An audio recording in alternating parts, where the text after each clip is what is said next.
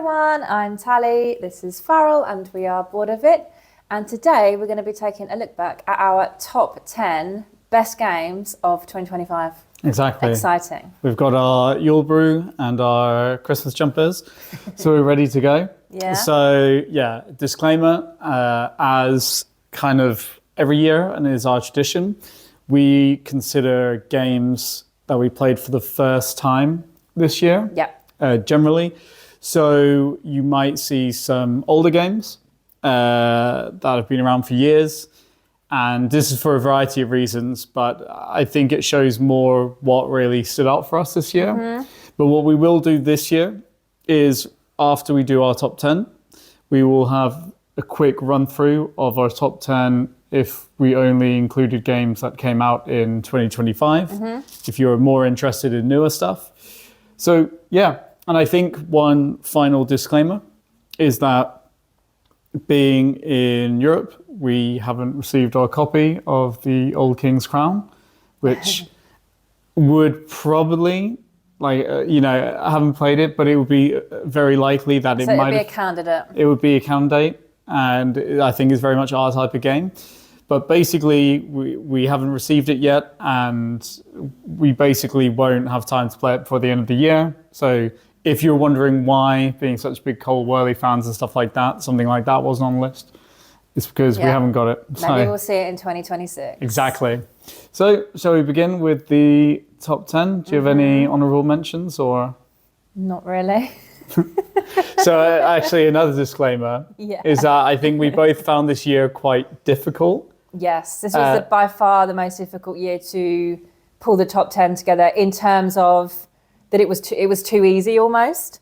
So in years past, it's been difficult to actually get the 10 because there's been so many games that have stood out. Yeah. So then there's been honourable mentions, but it was actually a little bit of a struggle to even find 10. Yeah, it was. This was a bit of a scrape, to be honest, to get 10 in.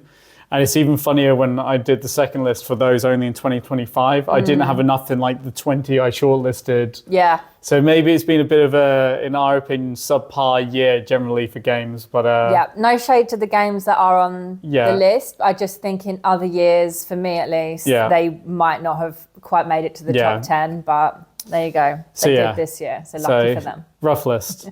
But yeah, okay. So no honourable mentions for you. Well, maybe as we go through yours, it will trigger something for me. But on the round of making the list, no, there was nothing particularly that was, But let's see. As we start talking about them, there might be. Yeah. So my only one would be, I think, Flip 7, which is not in my top 10, but it's a very popular party game. And it's a lot like a mix of Uno and Blackjack. Where you're kind of gambling but to take more cards, but you don't want the same number to show up.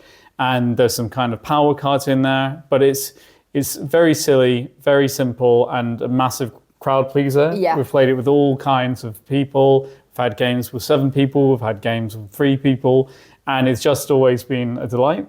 Yeah. But it's also, it just didn't quite make it because it's, I guess, a simple card game in a sense, and But there were some very good times had with Flip 7. No, that's fair. I could give that half an honourable mention. Half an honourable mention. No, I think it is really, really... we've had a lot of fun with it. And if you've watched our videos before, I'm usually ranking mine based on kind of fun and feeling, and you're a bit more analytical with your list.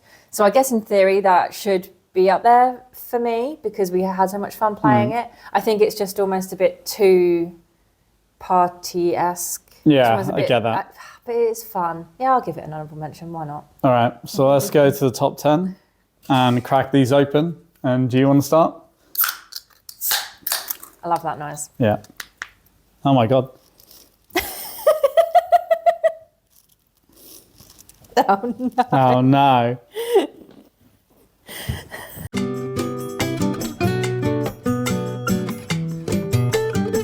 So that'll be why you never open beers on camera. Yeah, let's cleaned up. Try that again. Yeah, cleaned up the rug. I'm absolutely drenched. Yeah. Anyway, okay, on to better things. So yeah, your number 10 then. My number 10 is Cardia. Cardia? Yeah, what's the full title? I think it's Jewel for Cardia. Yeah. Right. Interesting. So this is a little 2-player head-to-head card game. quite simple. So you have a hand of cards and you're kind of playing one down against each other, and they can either win because they have the higher value, right? Yeah, so basically the higher value gets a token. If you get 5 tokens, you win. But if if you have like the lower value, then you get to activate a power basically, and these powers can be pretty powerful, let's say. So yeah, you're trying to get the rings, right? The tokens. Yeah, tokens. Yeah. So it's just very, very fun game, because sometimes you're even trying like not to win the token because the power that you would be able to activate if you don't win the higher value is even better than what you would actually get. And it can even change like previous wins. Exactly, yeah. So you're always going like one card, head to head, and then you sort of create a chain. So you can like manipulate things that have already happened or things that are going to happen in the future. And there's even cards, for example, where it's quite a high value, so you'd have to be lucky for the power to activate, but it can happen where it's just you instantly win the game. Yeah. So it's just very light, maybe takes 15 minutes. If that. But yeah, we had a lot of fun playing that one, a lot of schadenfreude moments, I would say. And sometimes the game being over quite quickly if you manage to activate that very powerful card. And that's just the sort of game that we like, right? Like, haha, take that. Nice little 2-player game. It's one of those kind of best of 3 types games because it's so quick. Yeah. Yeah? Yeah. So yeah, Cardi is not on my list. It is a nice 2-player game. I think we reviewed it very favourably. It's very fun. But I think there just wasn't enough, I don't know, substance. I don't know if that's the right word for me, but happily play it, really enjoyed it. Sven, stop licking beer off my hand. So we should say that, as always, we don't know each other's lists. Yes, so this is like revealed to us. Yeah. So my number 10 is Sven.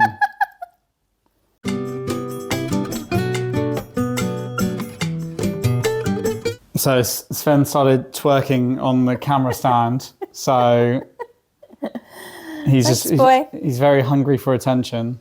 Sven's our dog, by the way. Yeah. My number 10 is Lord of the Rings, the trick-taking game, which, it's, as it says on the tin, it's just a trick-taking game. Cooperative.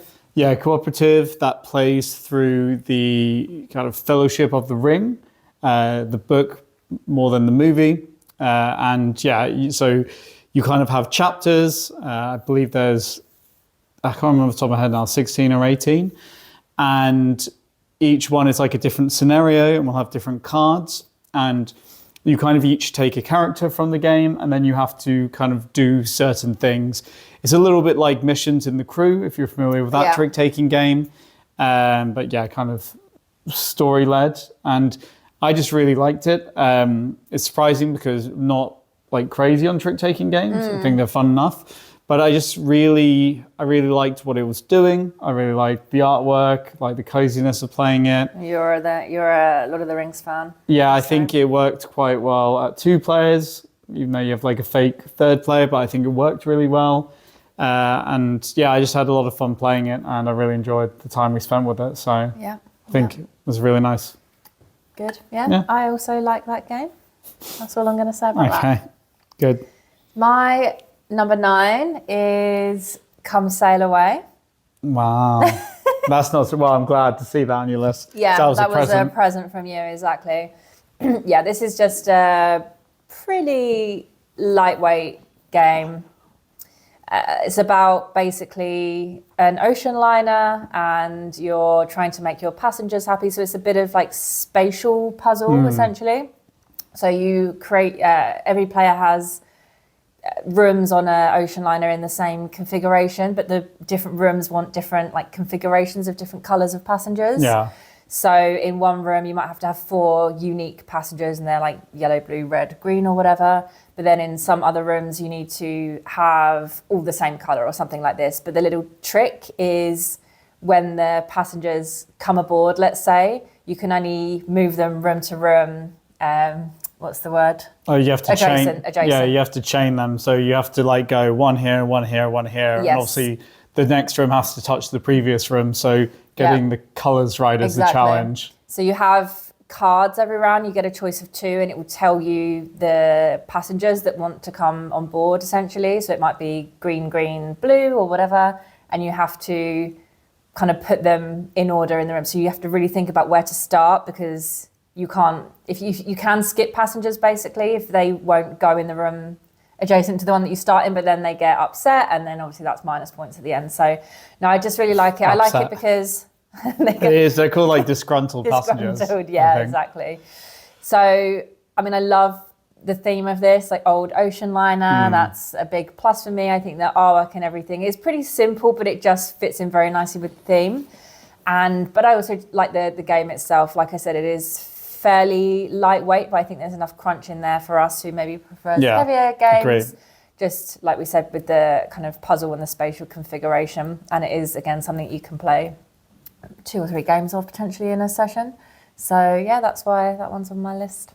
Yeah, so not on my list, but a very good game. I think I do really like what it does. I think it feels quite unique to me in the way that you're doing it. It's like familiar but unique at the same time. I agree, yeah. But yeah, that puzzle of putting these passengers down is quite fun, to be honest. And then you're also trying to, sometimes there's one certain passenger who, if they go in a certain room, they'll give you a bonus that lets you move up a track, which gives you more. So there's also that element to complicate it. And yeah, it's really fun. Yeah. So my number 9 is Galactic Cruise. This is the kind of one of the darling heavy Euros of the year. Very popular, I think, because of the artwork and the look and the components, all of which we love. I think we both love the theme that you're making basically a cruise ship in space. So a space cruise. And it's very kind of Vital Lacerda game like, in terms that you kind of have a lot of things you need to do to trigger the main element of the game, which is launching a cruise. But you can kind of do all of these parts in any order. So there's a lot of different actions, and they kind of all incrementally let you build up to that. And it's a lot of fun. I think it's a really well done heavy Euro game. I think it's a very welcoming heavy Euro if you're trying to step up to that level. Agree. There's a lot I really like. I really like the, I can't remember what they're called now, the cards. Agenda cards. Agenda cards, that give you little powers that let you break the game. And they're kind of one use. I think they're really fun. Yeah. I like the puzzle of trying to put everything together.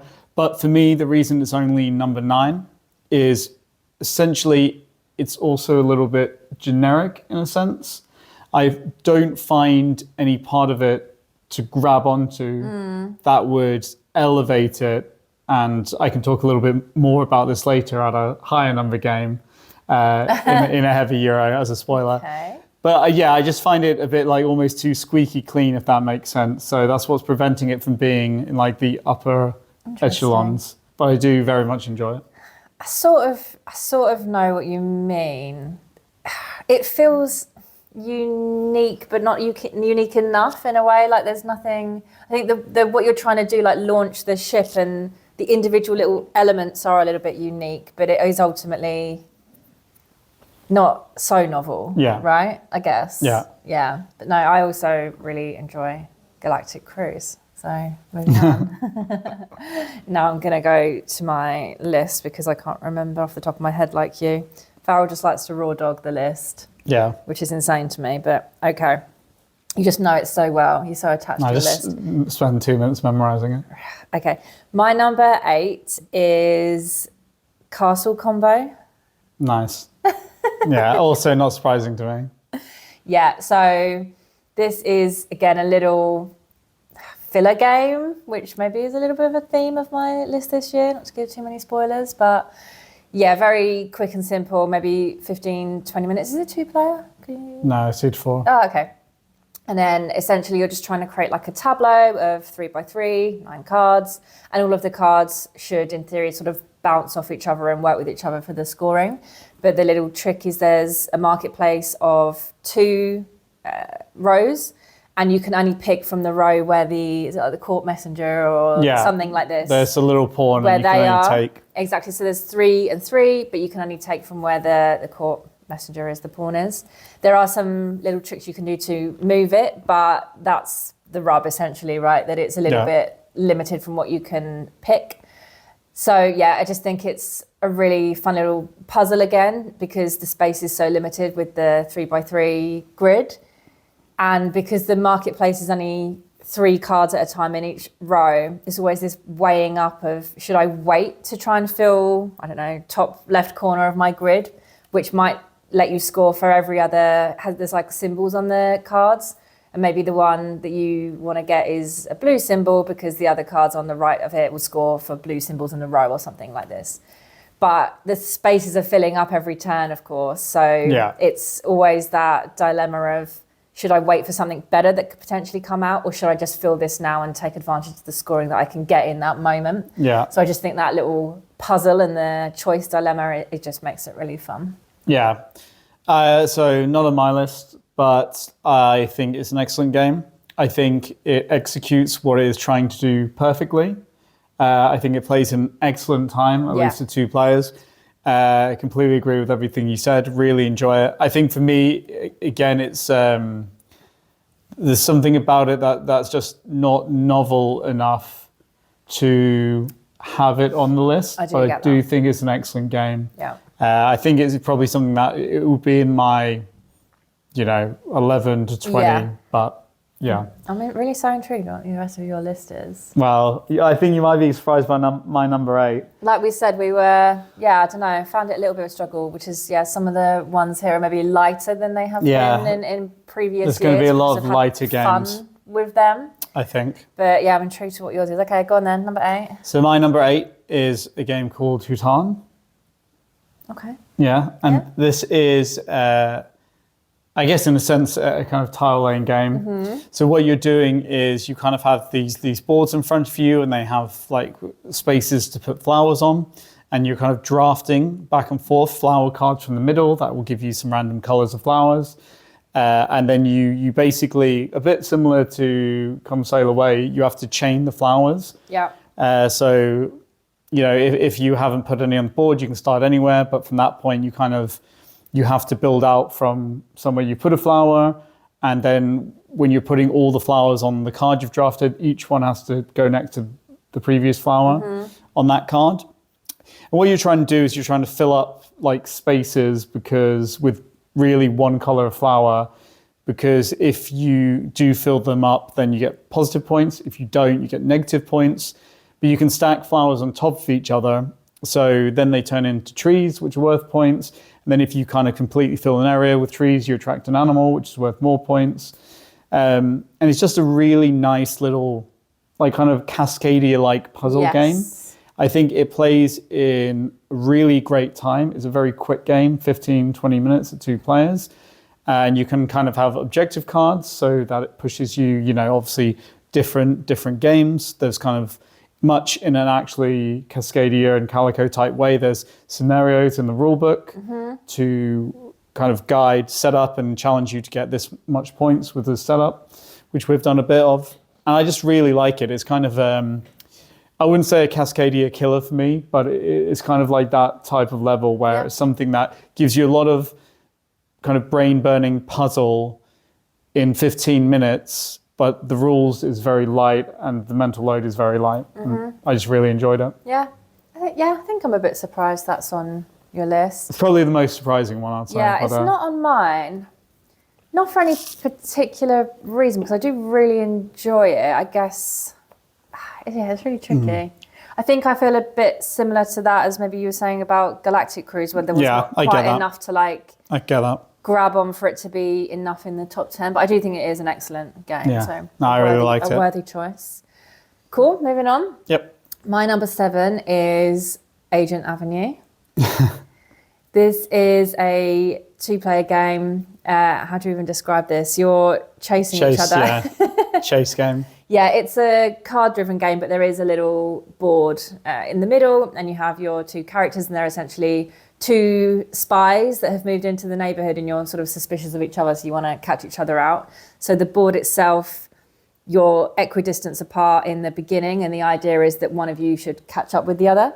And the way you do that is playing different cards, which will let you move different values, and then the cards will also have powers. But the little trick is that you will always put two down in the middle on your turn, one face down, one face up, and the opponent gets to choose one first, essentially. So they could choose the face down one, not knowing what it is, and take the risk, or the face up one, of course. So the mind games with this simple little game, the psychological tricks that you're trying to get, basically, because you might put one face up hoping that your opponent will take it and take the less risky choice because you want the one that's face down, but then they might think the opposite and think you're trying to reverse psychology them. So it's just really, we've had a lot of fun playing that one, I would say. We'll definitely recommend it. Yeah, so it's a very good game. So my number, what are we on, 7 now? Yeah. My number 7 is Skull King. Okay. Yeah. Yeah, okay. So if you've watched a lot of the channel this year, you might have heard that Skull King's kind of one of our games of the year in terms of defining the year.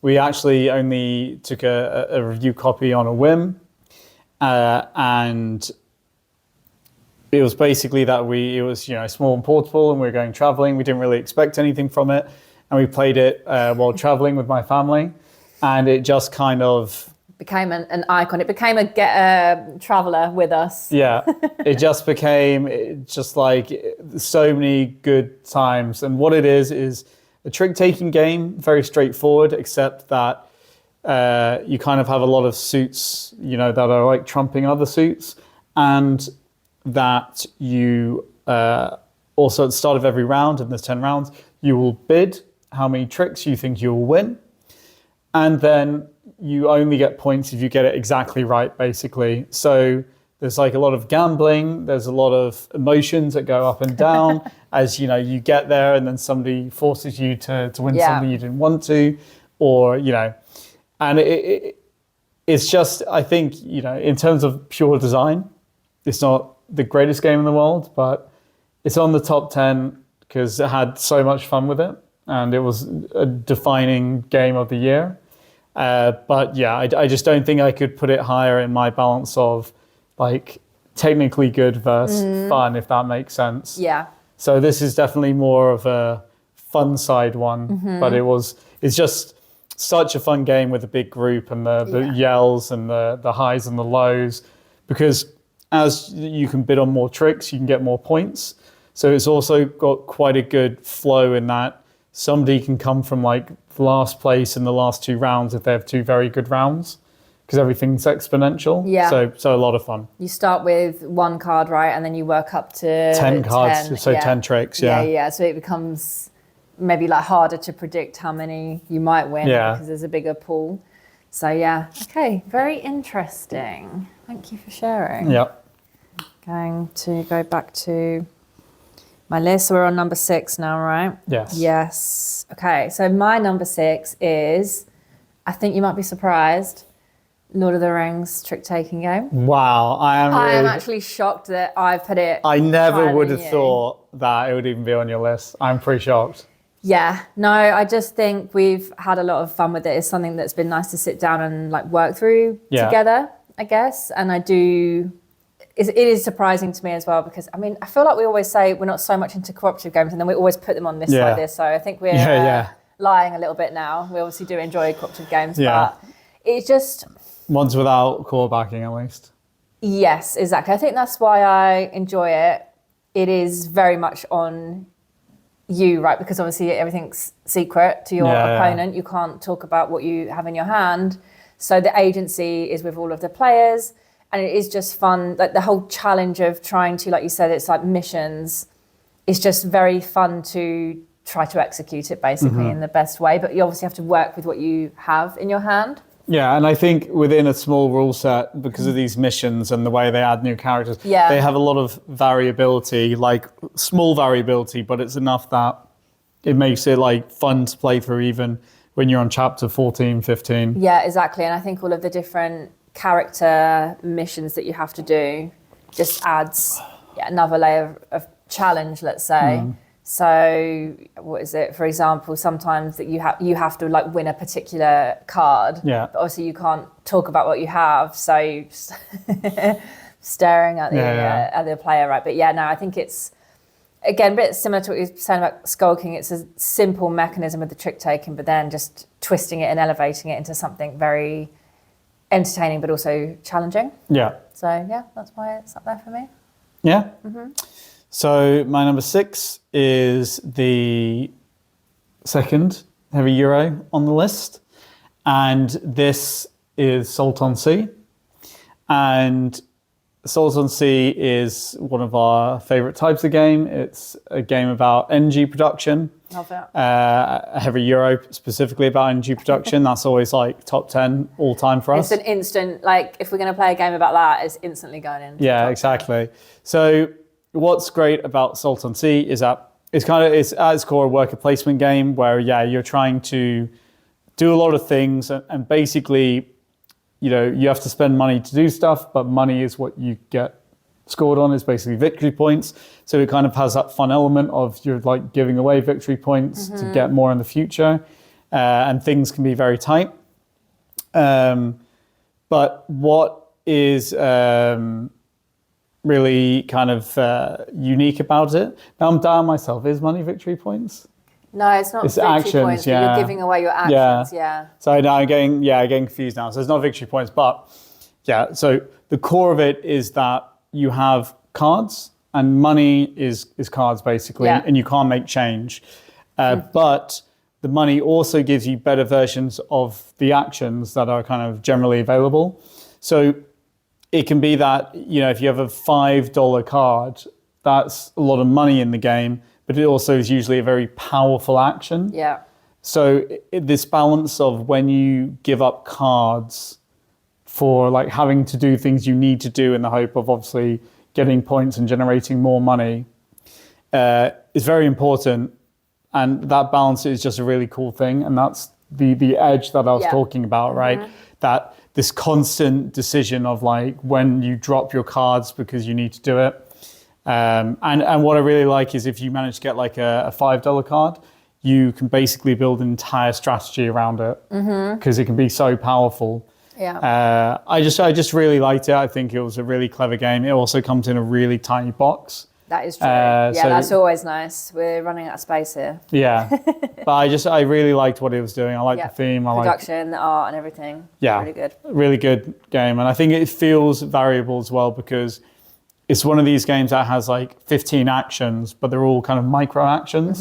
So it's not like very complicated like some of the others are where, this action has like 4 parts. Yeah. Those are very like simple actions. It's how you navigate and go about it. Exactly. Right? It's the crux. Yeah, I think we like games also that have novel action selection systems as well. And that would be one. So like an example from previously, like Pampero. Yeah. Think dry energy, Euro, novel action selection system, and is an instant winner. Okay, so that was your number 6, right? Yeah. So moving on to number 5. My number 5 is Salt on Sea. Almost a crossover. Yeah, don't say too much more about it. I think we talked about it, but it's a great little Euro, essentially. I think it's not higher for me. Very hard to put my finger on. It's not like one of the best dry energy Euros that we've ever played.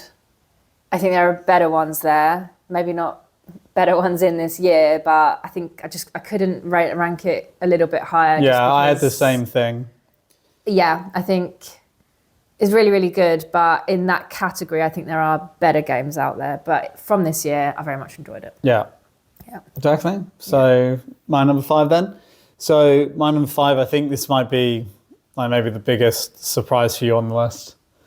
My number 5 is a game called Bebop. Okay. Yeah. So my God. This is one of Bywing Games' Jazz Trilogy games. It's called Bebop. And what you're doing is you have a board and you're putting on like a jazz festival and you're kind of drafting dice and putting out like kind of hexagonal seats on the board. So you're kind of like claiming spaces, and then eventually you put dice in them, and the dice will have an instrument and a color.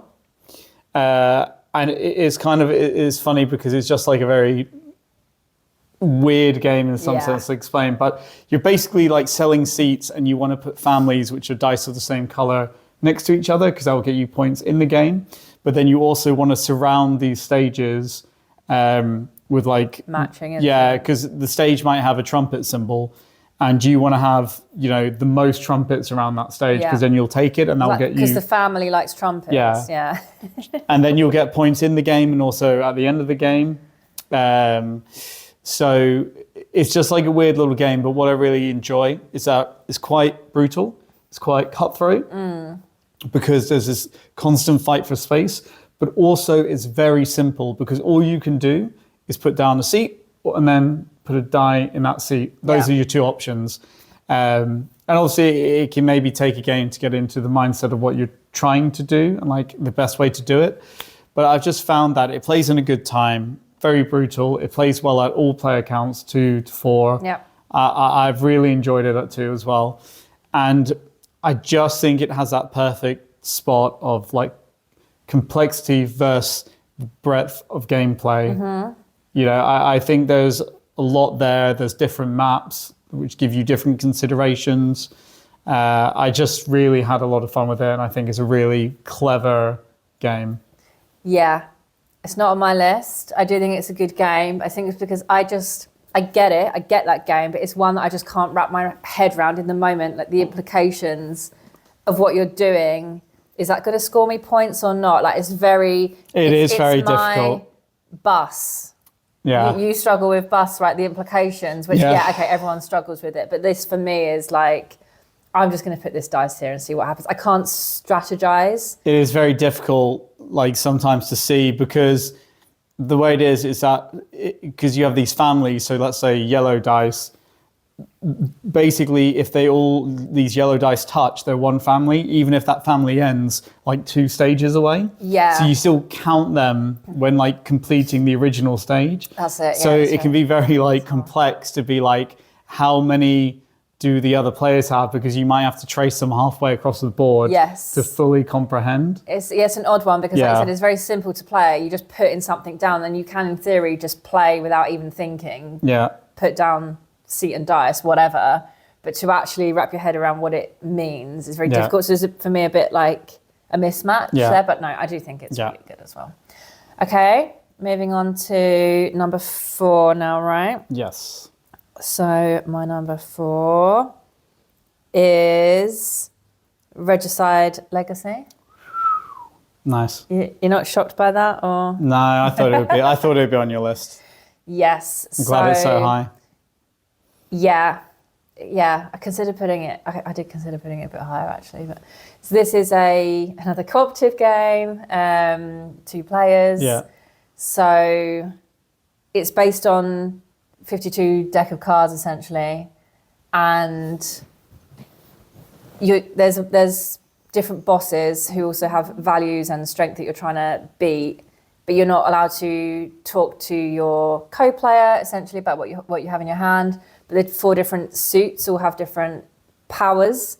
So, and the boss is typically immune to the power that they have on their own card. Yeah, like clubs will do double damage, for example, and then you can't do double damage with clubs against that boss. Exactly. For example. And then some cards will let you draw up more cards.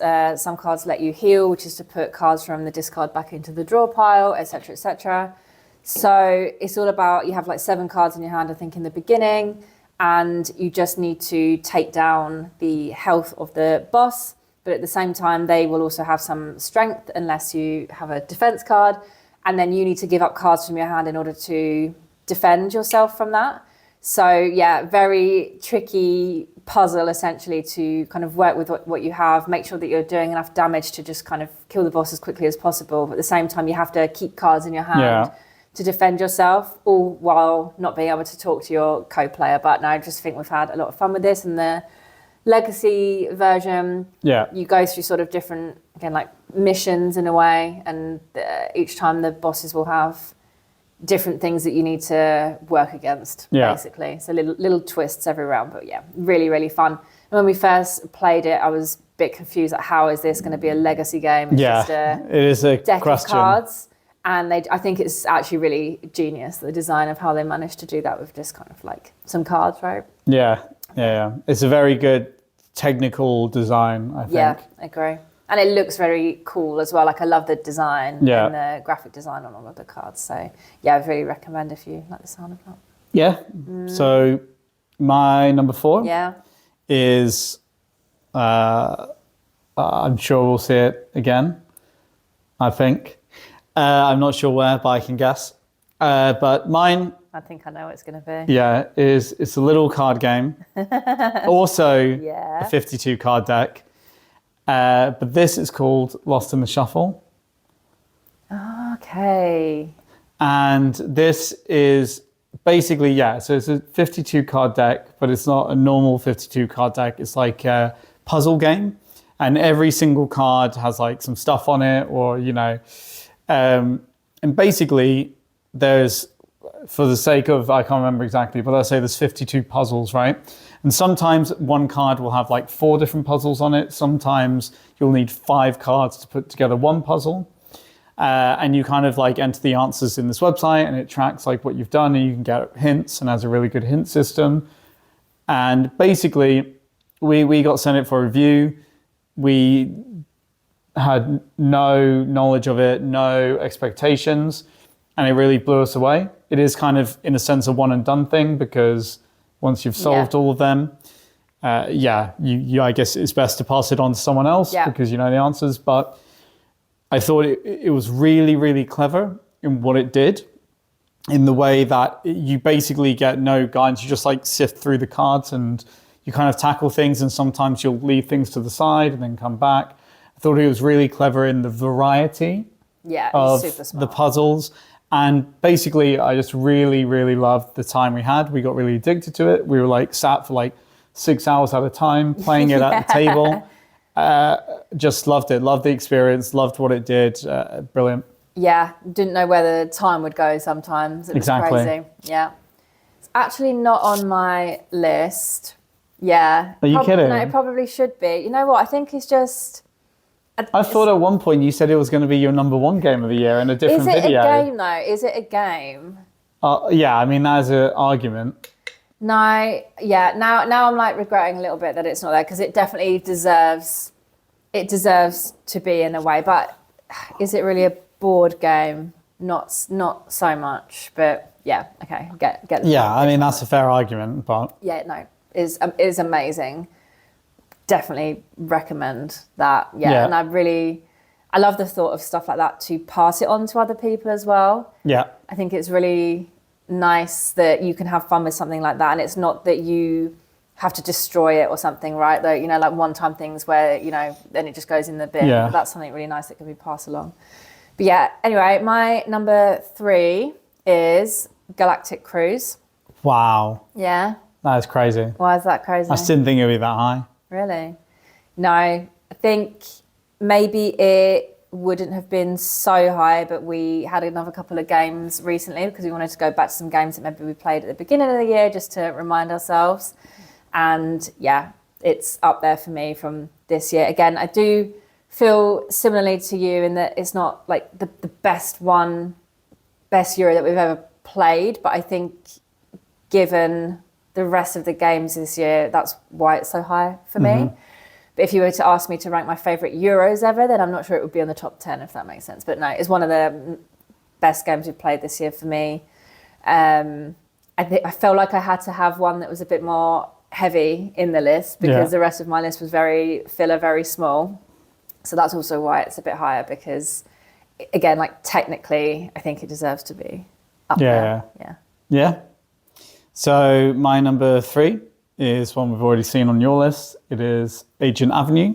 Number 3. Yeah. I think it's really brilliant. I think it's a terrific 2-player game. This is a turn up for the books. I just think, I mean, you explained it, and I just think it's a game that is very clever. It gives you a lot in a very short time with very short rules overhead. You know, it's very simple. There's 2 cards, you pick one. But there's just so much that goes into it, particularly when you add in the Black Market deck and the Division M expansion. And we actually only just put out a review of this like a little bit ago. The whole game and the expansion. I think it's a brilliant 2-player game. I just think it's very clever. I love the deception. Had a lot of laughs playing it. I look forward to playing it more. It's just a very exciting game. I really enjoyed. Okay, moving on to penultimate. Number 2. For me, that is. I was so torn between my number 1 and number 2. I just tweaked it just before we came on camera. Really? Okay, so number. No, I'll say after. My number 2, I think I'm going to finalise it, is Far Away. Yeah, that is the most. That's the one that I thought you were going to say when you said it. That is the most on brand. You were obsessed with Far Away. What do you mean, were? Yeah, that's true. I think the title of our review of Far Away is The Only Game Tally Will Let Us Play. Yeah. So this is, again, very small box, little filler game, but I do think it's genius. So again, it's a bit of a tableau builder where the cards are all scoring off each other. There's a central marketplace and you take the cards from there and they all have values 1 to 60 or something like this. So you put them in a line. I think you go up to 8 cards, right? So turn by turn, take one from the central marketplace, put it in your line, work outwards. But then at the end to score, you turn everything face down and then you start from the right-hand side and start flipping them over and scoring them. So because they're all dependent on each other, so one could be score for X amount of a certain symbol, but if you've put that up there somewhere, then there's not going to be any symbols visible because everything's face down. Yeah. So the trick is trying to think in your mind what is actually going to be visible at the moment of scoring because you flip them back face up and score them from right to left rather than left to right. And it's just so fun and funny sometimes. It takes at least one game before you understand it. Exactly. There's get little bonuses as well, where if the number or value of the card that you play next is higher than the one on the left, then you can take some bonus cards from the middle, which can also help you get more symbols and help you score a little bit more. And they don't go face down, so they're always available for scoring. So it's just another way of trying to think how best to optimize the scoring essentially. But it's just so funny sometimes when you first play it with people. Yeah. And then they're like, you flip everything and start scoring. It's like, 0, 0, 0. Because they don't twig that it's not going to be visible yet. So there's very, the highs can be high and the lows are low. If you get it right, then it's incredible. But sometimes it can just be that you just didn't think that the implications of the future that'd be face down. So just again, I think the theme of my list this year is very simple games with a very cool twist in a way. So tableau builder where you score right to left is this one. So Far Away's not on my list. I think it would probably... That is an abomination. Come on. I think it would be an 11 to 20, but I think it's brilliant. I think it's a really great game. Very similar to some of the other ones we've said with the wait versus the time it takes to play versus the decision space. But I think deep down, it's almost like it's not, as you say a lot of times, it's not a game I would pick, but I'd always play it. Yeah. So I think that's the difference, right? You don't have the pull to play it. Yeah, exactly. Yeah. So my number 2, getting to the penultimate, for me, is a game you've already said, and I think you won't be surprised by this. It is Regicide Legacy. Yeah, I'm not surprised by that. And this was my number 1 of the year until a late entry as of literally last night, which we'll get to in a minute. Yeah. And I know you're not surprised by that. No. So number 2, Regicide Legacy. Everything you said. I think we'd never played Regicide before we got it. So we didn't know what to expect, backed the Kickstarter on a whim.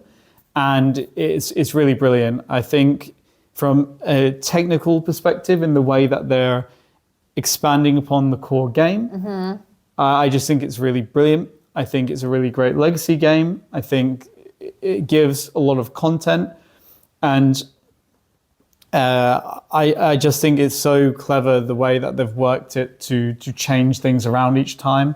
And I've just had a lot of fun exploring that system. Yeah. And I just think the production is excellent as well, which really elevates it. I just can't speak highly enough, and I just really love playing it and discovering it, and we still have so much more to see. So yeah, if you're just looking for a cooperative legacy game, I think it's one of the best I've ever played. Yeah. Easily. Yeah. And I look forward to over next year playing more and more and more. Yeah. Okay. Yep. So number one. Number one. My number one is. Do you want to guess? No. You don't want to guess? No. It's Skull King. Do you know what? I never would have guessed it because I kind of forgot that it wasn't on there. Yeah. Again, I am voting and ranking with my heart, and that deserves to be there with my heart. The fun that we've had, the characters that we've brought along the way and that have become part of the family that are from Skull King. Yeah. Harry the Giant. Shout out to you. Yeah, no. It had to, it was my number two. Yeah. Like originally, but I thought, you know what? I've had the most fun playing that game this year in terms of like laughs and just enjoyment and banter. So that's why it's my number one. Yeah, I think that's the thing. It's hard to express how much fun we've had playing Skull King. Yeah. Like this year. It's iconic. And for me, right from the more logical perspective, it's hard to kind of hold it up behind the design, but you just can't get over the fun. Yeah. And sometimes that's really what's more important. Yes, exactly. So, yeah? Yeah. So, I mean, you can just tell them what my number one is. Your number one must be Sweetlands. Yes. Yeah. And the reason this isn't Tally's number one is because she had it as a number one. I semi-cheated last year. Last year, because... So what's happened is with Sweetlands, we did a video for the prototype last year, and Tally had it as a number one, and it's just personal preference. I wait until it's the final product. You didn't, but then you felt like you couldn't have it number one 2 years in a row. Otherwise, if I was sticking with the rules of actually getting the copy, then it would absolutely be my number one game of the year. It is the best game that we've played this year. I just can't with good conscience put it there twice. I already did it last year. Yeah, yes, so we only got our final copy on Wednesday, and we played it, a couple of days ago now, and then we played it twice last night to make sure that it was still... And we had a pretty good inkling that it was going to be up there just from playing the prototype last year, but Yeah, well, you definitely did. Yeah. So Sweetlands is a heavy euro from Uchibukoya, a Japanese publisher who has always great production. And this is candy themed, where you're kind of building out a candy kingdom. And it's just got a lot of really great heavy euro elements. It's got like that little bit of variability every game because there's all these characters you play which have slightly different bonuses and powers. So you get that slight variability every game, that things are a little different. There's a lot of different kind of tracks and areas that you can lean into. You can do a little bit of everything. You can go really hard into one thing. So there's variability in that way, game to game. But there's also some really cool core gameplay elements where to take like kind of worker placement actions, you have to discard a card. Yeah. But the cards can also be played to the table to give you kind of usually one-off benefits. But sometimes they might give you scoring. Sometimes they might be ongoing. Sometimes you can even pay extra to kind of have them triggered again. Yeah. In a special way. But that decision of what cards to give up, what cards to play, it's a really fun decision. Yeah. Because you're kind of always caught in two minds. I think it's quite a sharp like worker placement because spaces get more expensive and you kind of only draw a limited amount of cards. So having to pay 2 cards for an action is kind of worth 2 other actions. I just think there's some really, really cool elements, really a lot of variability, really great in the way everything comes together. Yeah, I think what I love about it is there is, like you say, so much variability. there are certain things that you could just not touch in a game. Yeah. So it gives you the drive to keep playing because maybe there's a certain track that you didn't touch, like Cookie Rabbit. Yeah. I didn't touch the last 2 games, but now I want to have another go at like leaning into the Cookie Rabbit track. And there's different routes that you can go down. So it's not just like you would be replaying the same over. There's just so much that you could do, but at the same time, it's not crazy rules overload. No, I find like it's actually the rules are quite, they just fit very well, and they're not, it's not that there's not a lot, but they're not convoluted. No. Because we came back to this and like I reread the rule book, obviously because it'd been over a year, but we very easily got back into it and just started doing it. And there wasn't really a lot of hassle, even though it'd been, a year and a half since we've last played it. It's like pretty intuitive. There is some kind of cascading bonuses you have to keep track of. That's the most difficult part. Yeah, but you can explore it all in different games without it being, like you said, once you've got how to play it down, it's not super complicated. It's just what you can do within that is where like the unlock is and the fun is. But no, I love Sweetlands. Okay. So with that was our, you could say, top 10 of the year. And now we will just very quickly go through our top 10 if we only considered games that were or came out in 2025.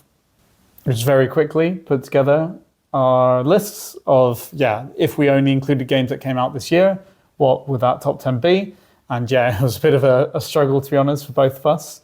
But we're going to go through it. So why don't we start with you? Yes. So, of course, the ones that we've already talked about. So number 1 was Galactic Cruise. Number 2, Regicide Legacy. Number 3, Lord of the Ring Trick Taking. Number 4, Cardia. Those were the ones that made it. And then at number 5, I would have Hutan, so something that appeared in your top 10. And then number 6, Sky Garden, another Uchiba Koya game. Number 7 is Restless, which is a bit of a surprise one for me. It's narrative, what would you call it? Narrative kind of story game. Yeah. Sort of cooperative, but not really, you're just bumbling about doing your own thing. I think that's why I really liked it, to be honest. But bit of a surprise one for me that I really enjoyed. Number 8 is a small card game called Dot. Yeah. Number 9 is Biome, kind of nature game. Yeah. And number 10 is Offrender. It's kind of a spatial card building tableau puzzle game. Yeah, and all the ones that you've only just heard about, we have done coverage of all of them. Yep. So you can see that on our channel if you look for it. Check it out. Yep. Okay. So Farrell. Number 1 is, of course, Sweetlands. Number 2, Regicide Legacy. Number 3, Bebop. Number 4, Hutan. Number 5, Galactic Cruise. Number 6, Lord of the Rings Trick Taking. So all of those appearing on the main list. So the new ones, let's say, number 7 is Dot. Yeah. Little crossover there. Great little 2-player card game. Very, very fun. Yeah. Number 8 is Shuffle and Swing. Yeah, this is another one of the Jazz Trilogy games, but it's a lot... Such a weird little game. A weird jazz game, but I do quite like it. It is very fun. It just... How to even describe that? Let's not. Number 9 is Court of Discovery. Yeah, this is by the publisher who does kind of mind management and those kind of games based on comic books. This is the newest one, and it's a logic puzzle. Really enjoyed the puzzle. Yep, so number 10 is Offrender as well. Yeah, so a great little tableau drafting point scoring thing that we quite enjoyed, but it also, I think, wasn't anything particularly overly special. Yeah. Yeah. Not super novel. Yeah. But still fun. So, that would be our top 10 based on just games that came out this year. A tougher year, but there have been some real highlights, like for me, Sweetlands, Regicide Legacy. Yeah. And I think just to say, as a kind of overarching disclaimer, that I think pretty much every game on our lists was a review copy, except for Regicide Legacy and I think Come Sail Away. Mm-hmm. Might be more, but I know at least on my list pretty much everyone was. Mm-hmm. And then You mentioned Dino Garden, which was Sky Garden. Sky Garden, sorry, and Restless, which were both previews that we played, which is why they weren't on my list necessarily. Not saying they would be, but I'm sticking to the rule that I do it for final, you do it for what you've played. And then finally, that for Restless, we did do a paid preview of that. So just keep that in mind. But yeah, that is our top 10 of 2025 in 2 different ways. So we hope you're happy with all that information when you're looking Try to please everyone. Yeah, when you're looking for your next game. But we really appreciate you watching. We hope that you enjoyed hearing about these games. Please consider subscribing if you did. And we will see you next time. And we're going to have some more end of year wrap up stuff. And it's always a lot of fun. So see you soon. Bye.